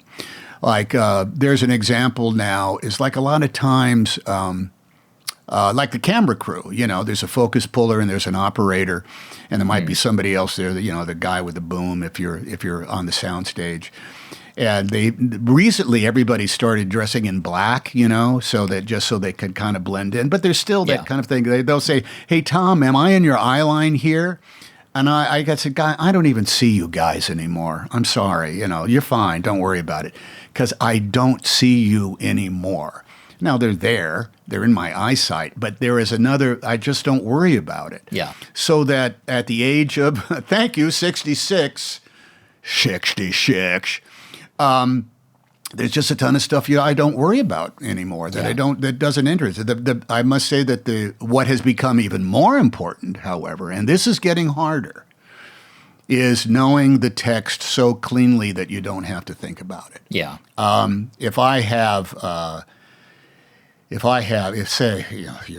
Most scenes in movies aren't going to last much longer than 4 pages, right? 4 pages of give and take dialogue. But if you're in one of those scenes, like in a Nora Ephron movie, it's a lot of dialogue. Or I will tell you, in playing Sully with Clint Eastwood, we had some scenes that went on for 17 pages, 11 pages. Yeah. Or being on stage in the theater. I've seen clips of it. Well, the theater is an interesting thing because you get to start at the beginning of the story every night. And so there's a lot of muscle memory that goes into riding that wave.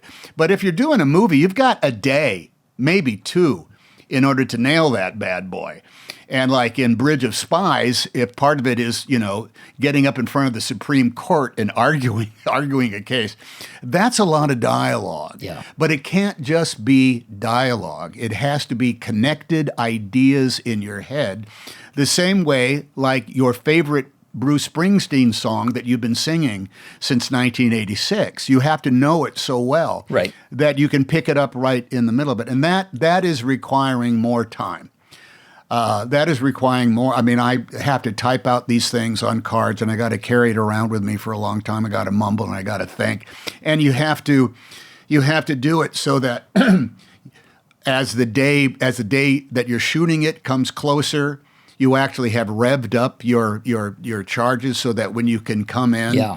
The first thing you do in the morning is you get together with everybody else in the scene. You say, "Guys, let's run this. Let's run this. Let's run it 15 times. How much time do we have?"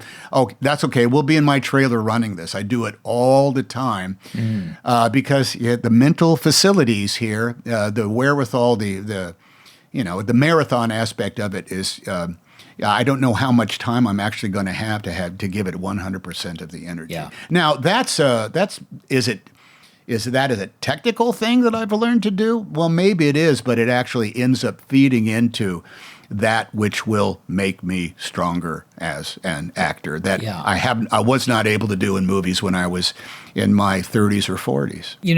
We were talking earlier about this just sort of crazy, sort of maybe call it luck, call it fate moment, which led to you being picked to play Kip in Bosom Buddies, and your career, you go to Splash and then Nothing in Common and Big, and so one could look at your career and say, my God, at what point could Tom Hanks ever have experienced self-doubt? And so I ask you that, like, because somebody could look at that trajectory and just say, my God, like, it's just a string of success, from one to the next. And I wonder if you ever did have a moment of self-doubt, or if you ever do now. Well, you want to talk about just the last 24 hours, and I'll walk you through moments of there is self-doubt that is pure neuroses. And I will say, Guy Raz, I am not a neurotic guy. Yeah. I'm not. I don't get up, I don't fear death, and I don't operate by, I might embarrass myself. I do not have that brand of self-doubt. Yeah. And I will say, at all, And dare I say, I never have. All right? Yeah, you're lucky. I am. I am very lucky. Yeah. I was able to look upon a Greyhound bus ride, from Oakland to Red Bluff, California, as an opportunity to look out the window and daydream, and come up with stories in my head. So that brand of self-doubt, I think I'm very blessed in that. You can call it some degree of confidence if you want to, or you can call it chutzpah, moxie, whatever. My areas that when I wake up at 2:00 in the morning and end up looking at myself in the mirror in the bathroom and I wonder what in the world has happened to me. I think if I was going to, like at the age of 66, I guess, you weigh this stuff after a while. If you have 4 kids and 3 grandkids, and all the stuff that goes into it, you kind of like wonder, how am I scarring these people as I was scarred?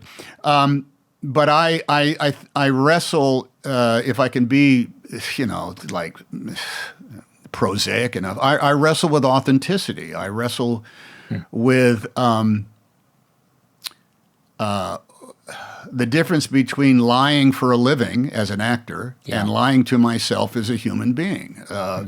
My work has to reflect some brand of ethos. It did for my dad, My dad hated the restaurant business, and then when he got out of it, he loved what he did. He was a commercial fisherman and stuff like that. And there's a way in order that what you do for a living really does represent what is important to your life. There's people that love their jobs, and sometimes they're plumbers and they love their jobs. I love my job. And that what goes along with that, I think, is a responsibility to always walk this razor fine line between truth and falsehood, between, consistency and presence. I know the import that I myself put on being in the audience. Yeah. When I'm just sitting watching anything, I take that contract that I have with the people who I'm watching very, very seriously. I'm in the audience, and my job is to let these people take me there. That's why I'm here. Please show me something I've never seen before. Even if I've seen this production of Hamlet, show me something new in Hamlet. They did. Oh, they lived up to their side of the contract. And I did too. When I'm on the other side of that, it's like, it's a money back guarantee, man. You've got to bring that. You've got to bring it on. And there's movies I don't watch of my own, some of which you've mentioned now as big hits, because I see the falsehood in them. Yeah. I see the loss. I see that one time. Oh, man, I missed that opportunity. And it's not because at the moment I chose not to. It's because after it was done, I realized I didn't go far enough. I didn't go to the place that I could have gone. And then I asked myself, well, why? Was it because I was satisfied with what I had? Was it because I wasn't up enough on the text? Was it because I didn't have enough of those ideas in my pocket? Or, is it because I was late that day and we had to rush the shot? And instead of 6 passes, we only got 2 passes at it? That's where the self-doubt creeps in because, I'll just go back to Joe Dimaggio again. The I've used this before. Acting in a movie requires, I think, the same equipoise as great athletes do. And by equipoise, it means that permanent state between relaxation and concentration. A soccer player has it. A hockey player has it. They have it in basketball. I don't know if somebody running track has it, because that's it. You get starting block, you run as fast. You throw something as far as you can. It's not a competition. It's an ensemble. You're part of a team. Yeah. And that means if you're in a scene and everybody gets their close-up, when it comes around on you, you better pull your weight. You better be there as much as they were. And that's where the night sweats and the terrors come along. So self-doubt, I think, someone said, and back in the early days, you think, what is acting? What is performing?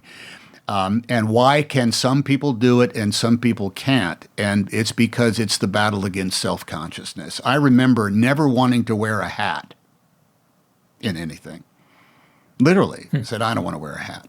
Why? Because I look stupid in hats, right? And then we made The Green Mile with Frank Darabont. And we had a loving ensemble on that. We were as tight as the 27 Yankees on that movie, all of us, because we shot in the same place every day. And the uniforms, the costumes of the prison guard uniforms were just so friggin' badass, man. And we had this logic that was established that I really loved. When we executed somebody on the Green Mile, that meant it was the formal occasion. And so we all wore our hats, our uniform hats. And Frank said, I don't know.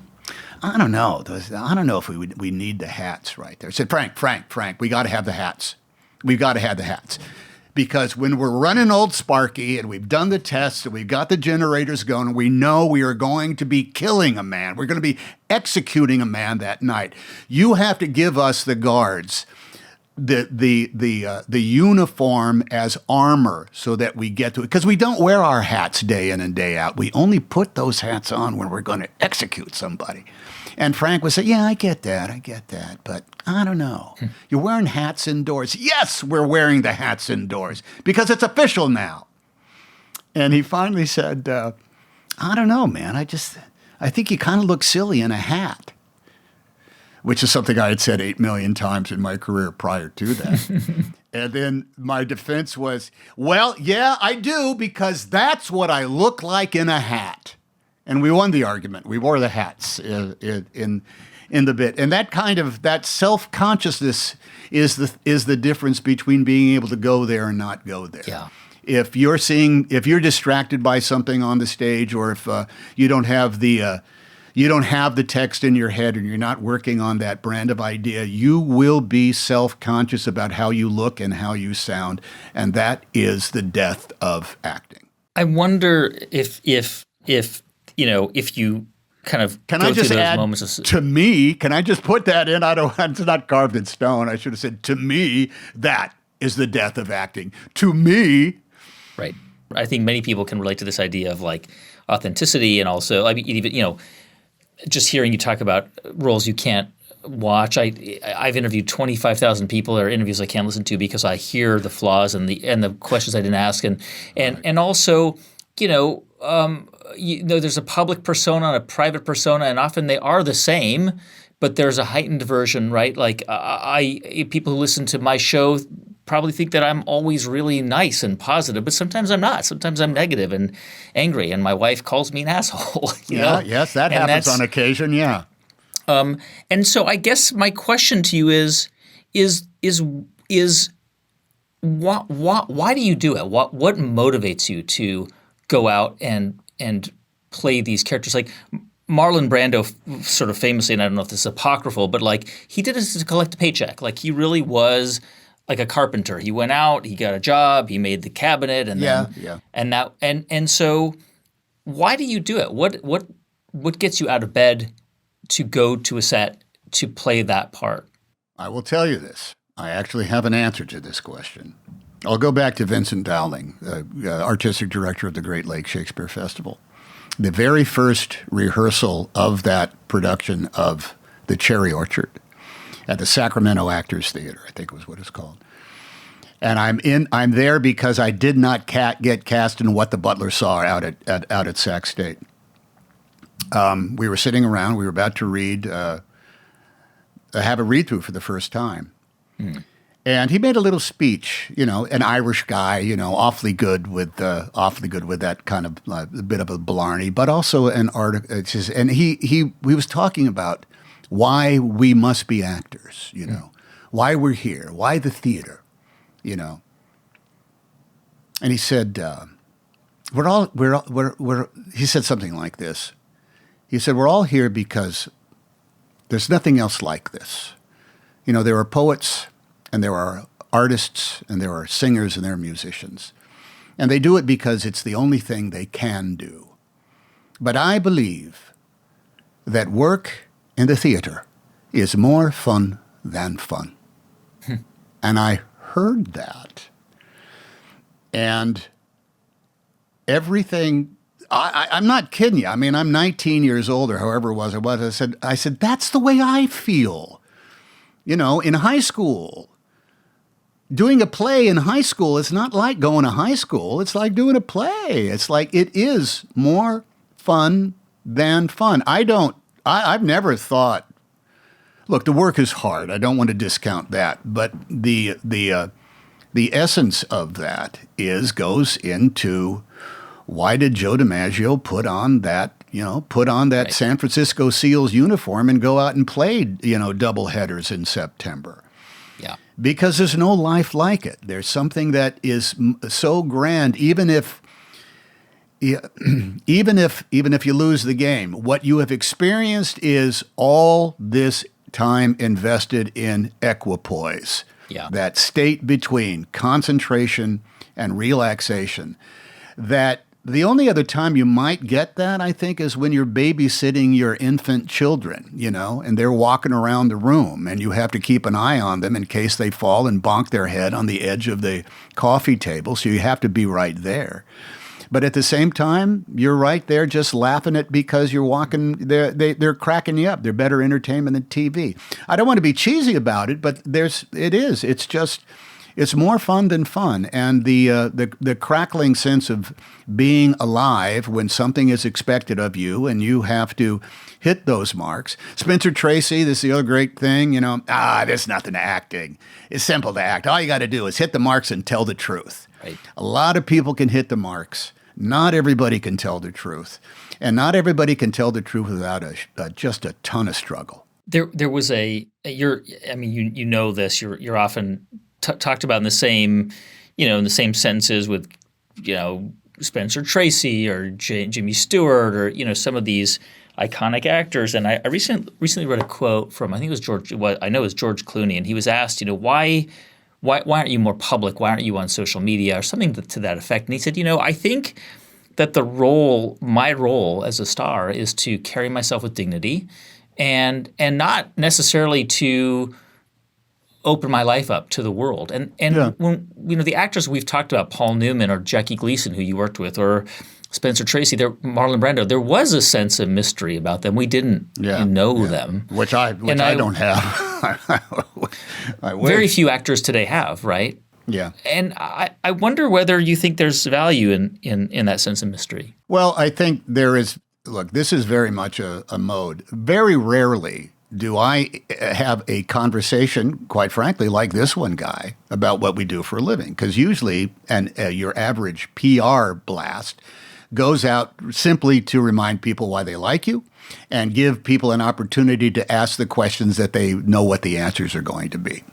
It's like that. The concept of mystery now, I think, can be wrapped up in also equality as far as countenance goes, and meaning that there are actors out there of any gender that says, I have no idea what goes on in that person's mind, and I love the fact that we don't know this. Yeah. And some of them are big stars and recognized, but you have no idea where they live, what they do. Like, for example, I once had a meeting with Robert Redford here in Santa Monica, and I said, Bob, I've driven past your office 1,500 times. You have an office here? I realized I don't know where he lives. I don't know where he eats. I've never seen him drive in a car. He's never at a fashion show. I haven't seen them cut away to him at a ball game or anything like that. Right. And so he had a ton of mystery, but his countenance was extremely well known. Yeah. I mean, Robert Redford carried Robert Redford into every Robert Redford role he ever did, right? And I think the same is true for a lack of mystery. Now, there's privacy and there's also mystery. But I think that the countenance is something that makes people feel as though they know your ethos, they know your ethics, They don't necessarily have to know it. Because look, if I'm on, if I'm doing a PR blitz, if I'm what I call the celebrity mule train, I'm performing for everybody who is there. Sure. I'm trying to be genuine. I'm trying to tell the truth just enough without lying, and I'm certainly making a mistake that I think, did I say something so stupid in that interview that I'm going to have to issue an apology? That happens about once a week. Gear up. I'm sure something's coming down that I'll have to say, let me walk that back. But the fact is the nature of the business, the requirements, the commercial aspects of it, the corporate aspects of it, say, oh no, you don't get to have, you get to have a degree of mystery, but you don't get to disappear. You can make that kind of decision, and it might might affect the opportunities that you have in order to work at a high level, meaning big budget motion pictures that can be attractive. But also, it's like, remember, we talk about this all the time. When I was a kid, maybe when you were a kid too, the only time you saw movie stars outside of the movies they were in were maybe on the Jack Paar show and the TV broadcast of the Academy Awards. That's when you saw Elizabeth Taylor standing next to one of the Redgraves. That's where you saw Laurence Olivier walking down on the same red carpet as Rod Steiger. You saw them nowhere else. Nowhere, yeah. And God knows, you see celebrities absolutely everywhere. You can't. There's no unless you're going to go live behind a berm on a private farm in Salina, Kansas, a lovely part of the country, Salina, Kansas. You've got a new film out. A Man Called Otto, and I think you've got a novel, your first novel coming out next spring. Yes. And you've already written a book of short stories. I mean, there's a lot of different things you do. You've directed, you collect typewriters. We won't have time to talk about that in detail, but all those things that you do, how do they sort of, I mean, are all those things kind of requirements for you to just keep your kind of creative spark alive? I mean, yes, it is absolutely. That's absolutely what it is. I cannot wake up in the morning and not pursue some sort of like thing that's clicking around. It's totally different. Yeah, and I'm going to have to put that back to this is how I blew time on 4-hour Greyhound bus rides. You're by yourself. There was no such thing as headphones or movies or anything like that you carry. I looked out the window and I daydreamed. I looked out the window and saw stories in my head. Some of which were about me, but others were just about much bigger canvases and horizons. And if I was going to say, what do I do for a living? I am a professional storyteller. That's what I am. Yeah. Sometimes I control the whole story. Sometimes I'm just a voice in it. And I can't imagine living without that brand of creativity. I just read a book by Herman Wouk. Mm-hmm. I think it's Wouk, not Wouk. You can. Mm-hmm. I'll bow down to Herman. I always said woke, but it might be Wouk. I always say the guy who wrote the Caine Mutiny and Winds of War. Yeah. He kept writing until he was 100 years old. He was the Norman Lear of his day. He got up every single day and wrote. And I read this book called Don't Stop the Carnival that I had never heard of. And then I realized that, oh my Lord, I've read so much Herman Wouk that he probably did this work over the course of 50 years, from beginning to end. And I thought, I actually kind of get that. That's a guy that got up and said, what's the point of the day if you're not going to turn in 1,000 words? You got to get up and do your pages. And I have to get up and ponder a story. I have to get up and I can't help myself. I don't watch a lot of TV. The kids are out of the house now. We don't have a dog. I don't play golf. I get up and I can't help but think about, we have that thing down at the office. I wonder what the latest. Yeah. Maybe we could add something to it like that. It's just in the nature, and I'm going to say that it might go back to that that that era when, as a kid, no one was telling us what was going on, so we just sort of like, kept ourselves busy, because there were no explanations coming down. So I always had this. I said, no, I'm good. I'll keep myself busy. I have our youngest son, who actually plays the young Otto in A Man Called Otto. Mm-hmm. He's got a degree in mathematics, for crying out loud, which makes him think. This is Truman? Truman, yeah. It's like, I wanted to say, are you a Hanks? Because I don't know any of us are good at math. I don't know. But he was very young, and I will say this about all my kids, because he's just the one that verbalized it. We were traveling and we were at a thing, and I said, in the morning, I said, oh, hey, we'll do this afternoon, and we didn't get around to it, and then I realized it was too late to do it, and I said, hey, buddy, I'm sorry, man, the day got away from us and we weren't able to do that. He said, oh, that's okay. I said, well, I just don't want you to be bored. And he looked at me like I was insane. He said, Dad, I'm never bored. And I thought, okay, all right, he is a Hanks after all, because I have to say, I'm never bored, because I always got these stories and these ideas that are rattling around inside my head. Sometimes they see the light of day, sometimes they don't.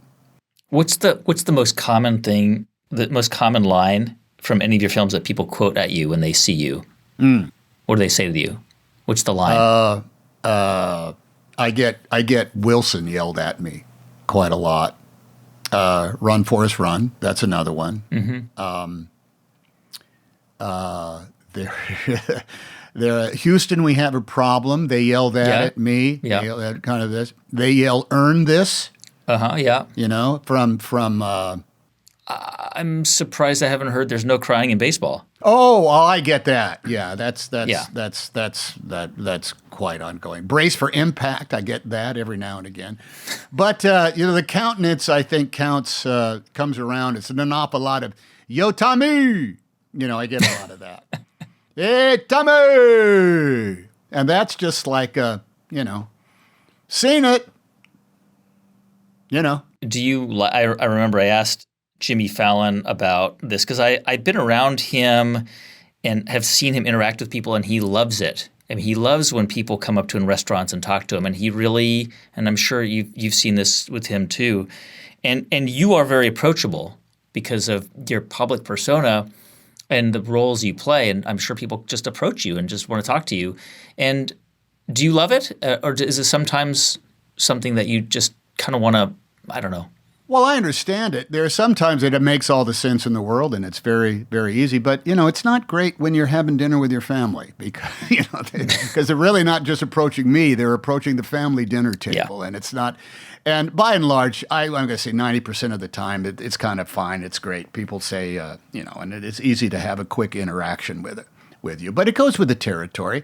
And the alternative is to not be out in public, not do those things. When I'm in New York City, the easiest way to get around in the city is taking the subway. Yeah, nobody notices. How can you take the subway? So first, everybody's looking at their phone, and everybody's involved in their lives. And every now and again, if someone makes eye contact with me and they just kind of go that kind of like body language that says, "What are you doing down here?" And my body language says, "I got an appointment downtown." And their eyes kind of say, "Good to see you."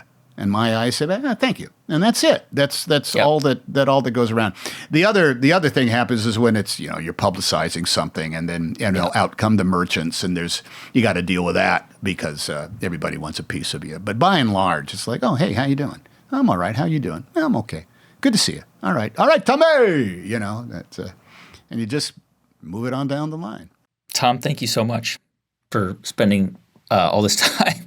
Thank you very much. Well, did we get to the bottom of anything? I don't know. I don't know if that's ever the goal, really. It's more about exploring things. True. Yeah, right? That's true. It's more interesting to explore. Not once you get to the bottom, then there's nowhere else to go. But when you're exploring, there's always more exploring to do. Oh, there's no answers anyway. This too shall pass. But I liked it because this is just a conversation as opposed to, we're not. There's always what are we doing at the end of the day? Talking about how we do our jobs.